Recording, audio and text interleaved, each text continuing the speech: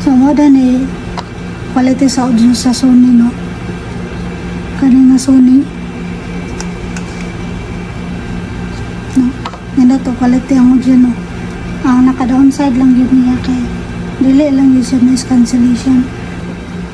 Murag dili sa ako lang nga, murag dili advisable sa mga work from home para karon, no? Dungog na ninyo, aircon na siya, tapos dungog na ninyo,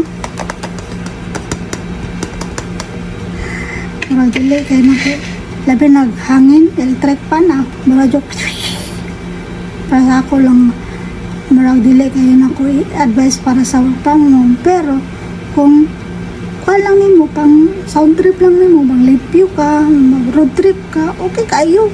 Way labad kay dugay malupat. Sa amo pwede makonek sa amang TV, pwede makonek sa amang, as long as na ay bluetooth yung TV niya, computer. Tapos pwede mag-connect duha ka bale iPhone o Android, pwede mag-connect dunga na siya sa Bluetooth.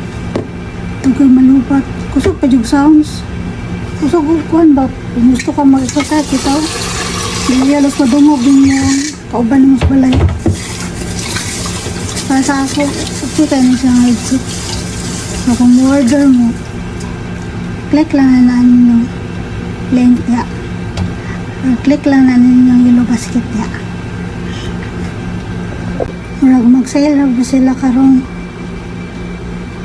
mo siguro nga sila sale, gamitin lang yung voucher, makuha ra ninyo mga 1,300 mga nga na kung dako mo sa voucher.